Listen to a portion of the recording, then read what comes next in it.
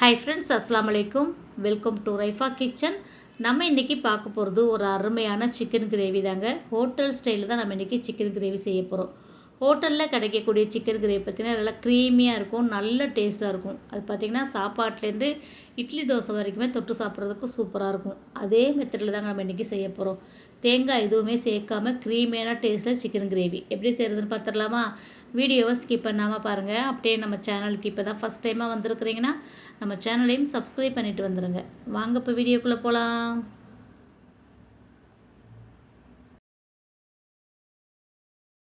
முக்கால் கிலோ அளவுக்கு நான் சிக்கன் எடுத்து மஞ்சத்தூள்லாம் சேர்த்து கழுவி வாஷ் பண்ணி எடுத்து வச்சுருக்கேங்க.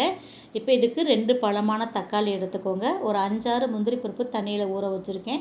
ஒரு 75 கிராம் அளவுக்கு தயிர் எடுத்து வச்சுருக்கேன். இதை 3ஐயும் சேர்த்து நம்ம பேஸ்ட்டு அரைக்க போகிறோங்க. முந்திரியை ஊற வச்சிட்டோம்னா நமக்கு அரைக்கிறதுக்கு ரொம்ப ஈஸியாக இருக்கும். முக்கியமாக இந்த மசாலா தாங்க நமக்கு க்ரீமி பதம் கொடுக்கும். அதனால் இதை 3ஐயும் ரெடி பண்ணி வச்சுக்கோங்க. இப்போது ஸ்டவ் ஆன் பண்ணிவிட்டு கடாய் அடுப்பில் வச்சுக்கோங்க. வச்சுட்டு ஒரு 4 ஸ்பூன் அளவுக்கு எண்ணெய் சேர்த்துக்கலாம். இது கூட ஒரு 2-3 துண்டு அளவுக்கு பட்டை உடச்சிட்டு சேர்த்துக்கோங்க. ஒரு 3 ஏலக்காய், 3 கிராம்பு, கொஞ்சமாக ஒரு பிஞ்ச் அளவுக்கு கல்பாசி சேர்த்துக்கோங்க. இது கூடவே 1/2 டீஸ்பூன் அளவுக்கு சோம்பு சேர்த்துக்கோங்க. நல்லா ஃப்ளேவராக இருக்கும். இப்போ பெரிய வெங்காயமாக 2 வெங்காயம் கட் பண்ணி வச்சுருக்கேன். அந்த வெங்காயத்தை இது கூட சேர்த்துட்டு நல்லா வதக்கி விட்டுறலாம். வெங்காயத்தை அரைக்க தேவையில்லைங்க. இப்படி எண்ணெயிலே வதக்கும் போது தான் நமக்கு நல்லா டேஸ்ட் கிடைக்கும். இப்போ வழக்கமாக பார்த்திங்கன்னா நம்ம வெங்காயம் வதங்கின உடனேயே இஞ்சி பூண்டு பேஸ்ட்டு சேர்ப்போம். இன்றைக்கி வந்து நம்ம மசாலா தூள் பூரா சேர்க்க போகிறோம். ஏன்னா இந்த எண்ணெயிலே மசாலா தூள் போடும்போது நல்லா கலர் கிடைக்கும். சிக்கன்லேயே நமக்கு நல்லா ஒட்டி வரும். இப்போ 1/4 டீஸ்பூன் அளவுக்கு நான் மஞ்சள் தூள் சேர்த்துருக்கேன். இது கூட காரத்துக்காக பார்த்திங்கன்னா தனி மிளகாய் தூள் வந்து நான் 1 ஸ்பூன் அளவுக்கு சேர்த்துக்க போகிறேன். நம்ம மிளகாய் தூள் ஏற்கனவே நல்லா கலராக இருக்கும். இப்போ இந்த எண்ணெயில் போடும்போது இன்னும் கலர்ஃபுல்லாக இருக்கும். இப்போ இது கூட ஒரு 1/2 டீஸ்பூன் அளவுக்கு மல்லித்தூள் சேர்த்துக்கிறலாம். இந்த மசாலா எல்லாமே நம்ம வீட்டில் அரைச்சது தான். நான் ரெசிபி கூட அப்லோட் பண்ணியிருக்கேன், தேவைப்படுறவங்க செக் பண்ணி பாருங்கள். இப்போ 1 ஸ்பூன் அளவுக்கு கரம் மசாலா தூள் சேர்த்துக்கிட்டேன். இப்போ இது கூட நம்ம இஞ்சி பூண்டு பேஸ்ட்டு ஒரு 1/2 டீஸ்பூன் அளவுக்கு சேர்த்துக்கலாம். சேர்த்துட்டு நல்லா எண்ணெயிலே வதக்கி விட்டுருங்க. இந்த மசாலா, இஞ்சி பூண்டு, வெங்காயம்லாம் நல்லா எண்ணெயிலே வதங்கி நல்லா எண்ணெய் பிரிஞ்சு கலர் மாறி வரணும். அது வரைக்கும் நம்ம இதை வதக்கி விட்டுறலாம்.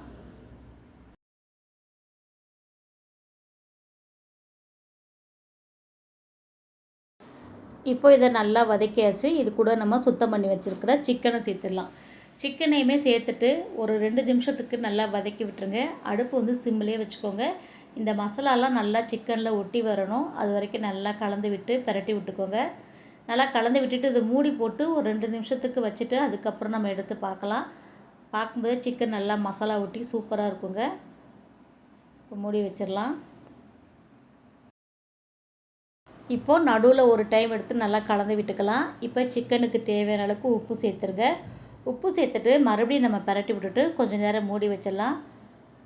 இன்னும் கொஞ்சம் இந்த உப்பெல்லாம் நல்லா ஒட்டி வரட்டும். இப்போ சிக்கன் நமக்கு நல்லா மசாலாலே வதங்கி வந்துருச்சு. இப்போ நம்ம அரைச்சி வச்சுருக்கிற பேஸ்ட்டை இது கூட சேர்த்துடலாம். தயிர், தக்காளி, முந்திரி அரைச்சி வச்சோம் இல்லையா, அதை இது கூட சேர்த்துட்டு மிக்ஸி ஜாரையும் அலசி தண்ணி சேர்த்துக்கோங்க. சிக்கன் நமக்கு வேகணும். உங்களுக்கு கிரேவி எந்த அளவுக்கு வேணும்னு பார்த்துட்டு நீங்கள் தண்ணி சேர்த்துக்கோங்க. நான் வந்து திக்காக தான் வைக்க போகிறேங்க. நம்ம க்ரீமியாக இருக்கும், அதனால் நம்ம திக்காக வச்சா தான் நல்லாயிருக்கும். இப்போ இதை நல்லா கலந்து விட்டுக்கோங்க. உப்பு காரம் செக் பண்ணிக்கோங்க. எனக்கு எல்லாமே கரெக்டாக இருக்குது. இப்போ நம்ம இதில் மூடி போட்டு அடுப்பு வந்து மிதமான தீயிலே வச்சு ஒரு 10 நிமிஷத்துக்கு அடுப்பில் வச்சு விட்டுருங்க. இப்போது நடுவில் ஒரு டைம் எடுத்து நம்ம கலந்து விட்டுக்கிறலாம். சிக்கன் எல்லா பக்கமும் நல்லா வெந்து வரணும். பிரட்டி விட்டுக்கோங்க. ஒரு சிக்கன் எடுத்து வெந்துருச்சான்னு செக் பண்ணி பார்க்கலாம்.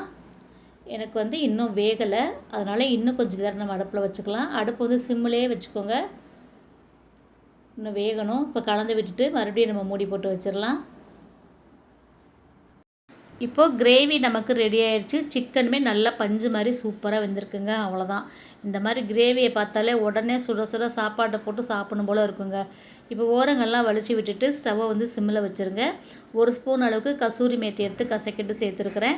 நீங்கள் வந்து மல்லி இலை சேர்க்குறதுனால சேர்த்துக்கலாம். இது கூடவே பார்த்திங்கன்னா 2 பச்சை மிளகாவும் கீரி மேலே வச்சுட்டு அடுப்பை அப்படியே சிம்மிலே வச்சுருங்க. நல்லா எண்ணெய் பிரிஞ்சு தகதகன்னு வந்ததுக்கப்புறம் நம்ம ஸ்டவ் ஆஃப் பண்ணிடலாம். அவ்வளோதாங்க. அப்படியே மூடியை போட்டு வச்சிடலாம். நமக்கு சிக்கன் கிரேவி சூப்பராக ரெடி ஆகிடுச்சு. நான் வந்து இன்றைக்கி நெய்ச்சோறுக்கு தாங்க இந்த கிரேவி செஞ்சுருந்தேன். ரொம்ப அருமையாக இருந்துச்சுங்க. இதே மாதிரி நிறைய சிக்கன் கிரேவி, சிக்கன் குழம்பு, சிக்கன் குருமா ரெசிபி எல்லாமே நம்ம சேனலில் இருக்குங்க. சேனல் நேமுக்கு கீழே பிளேலிஸ்ட்டில் சிக்கன் ரெசிபீஸ்ன்னு கொடுத்துருக்கேன். தேவைப்படுறவங்க செக் பண்ணி பாருங்கள். அவ்வளோதாங்க, ஹோட்டல் ஸ்டைலில் அருமையான க்ரீமியான சிக்கன் கிரேவி எப்படி செய்கிறதுன்னு பார்த்துட்டோம். கண்டிப்பாக இந்த ரெசிபி உங்களுக்கு பிடிச்சிருக்குன்னு நினைக்கிறேங்க. பிடிச்சிருந்தா நீங்களும் இதே மாதிரி செஞ்சு பாருங்கள். செஞ்சு பார்த்துட்டு எப்படி இருக்குன்னு சொல்லுங்கள். வீடியோ பிடிச்சிருந்துச்சுன்னா லைக் பண்ணிவிட்டு நிறையா ஷேர் பண்ணிவிடுங்க. நீங்கள் லைக் பண்ணி கமெண்ட் பண்ணுற மாதிரி இப்போ கமெண்ட் பாக்ஸில் ஹைப்புன்னு ஒரு ஆப்ஷன் கொடுத்துருக்காங்க. இந்த வீடியோ பிடிச்சிருந்துச்சுன்னா வீடியோக்கான ஹைப்பே மறக்காமல் கொடுத்துருங்க. சேனலை சப்ஸ்கிரைப் பண்ணாமல் பார்த்துக்கிட்டு இருந்தீங்கன்னா அப்படியே சப்ஸ்கிரைப் பண்ணிவிடுங்க. இன்ஷா அல்லாஹ் இன்னொரு வீடியோவில் பார்க்கலாம். Bye friends. அஸ்ஸலாமு அலைக்கும்.